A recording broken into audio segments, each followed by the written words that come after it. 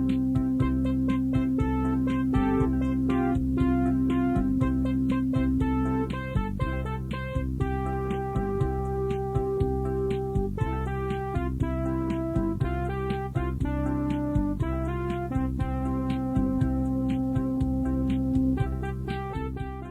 he say to them? And he said unto them, within each of us lies the power of our consent to health and to sickness, to riches and to poverty, to freedom and to slavery. It is we who control them and not another. A millman spoke and said, easy words for you, master, for you are guided as we are not, and need not toil as we toil. A man has to work for his living in this world. A very natural reaction from someone living in the first three centers of consciousness. The master answered and said, once there lived a village of creatures along the bottom of a great crystal river. The current swept silently over them, all young and old, rich and poor, good and evil. The current going its own way, knowing its own crystal self, only its own crystal self. Each creature in its own manner clung tightly to the twigs and rocks of the bottom of the river, for clinging was their way of life, and resisting the current what each had learned from birth.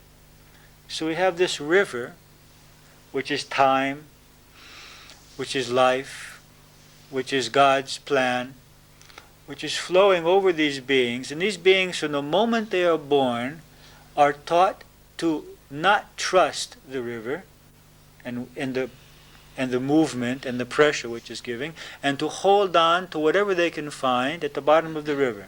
They're attached. They have many attachments. But one creature said at last, I am tired of clinging. Though I cannot see it with my eyes, I trust that the current knows where it's going.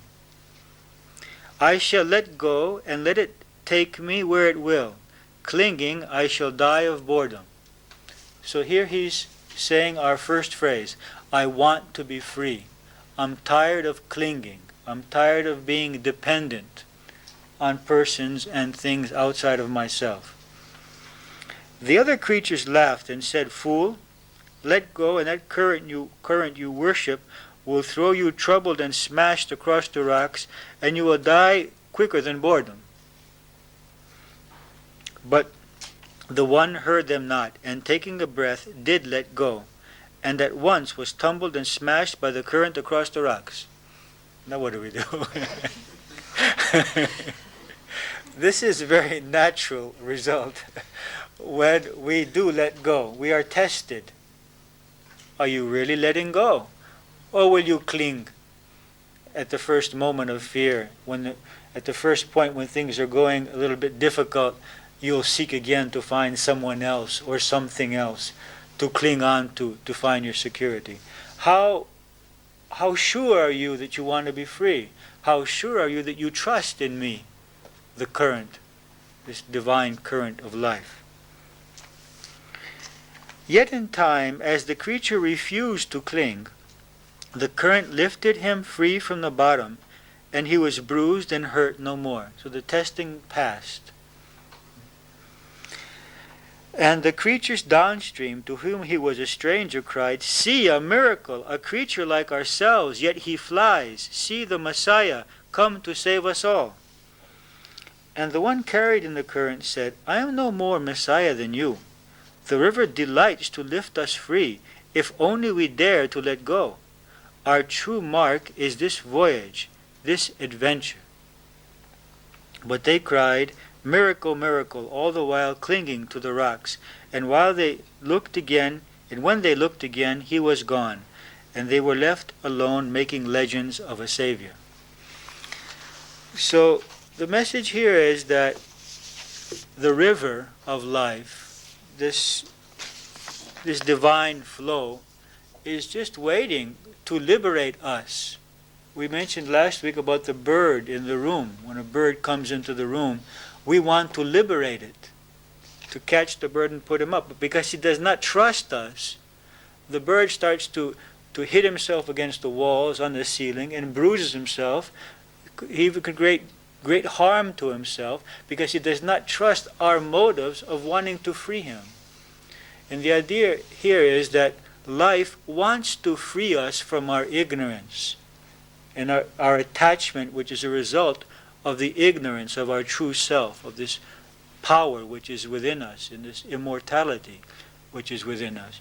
And it seeks to help us get free from that ignorance by various experiences. We don't trust in those experiences. We don't trust life. We don't trust God. We don't trust ourselves. We don't trust other people. We don't trust the animals. We don't trust nature. And we try to create a life in which we can control everything. It's a great illusion that we can control anything, because we are really insignificant as these bodies. As bodies, we are totally insignificant. And we can walk out of here and never reach home. And it's nothing that we control can change that in life. But the whole idea of control is an illusion. And we believe that by controlling everything around us and having certain persons and having certain situations and having certain objects, that we're going to be safe. But all of those are in a process of flow and change. And one day they're here, and another day they're not.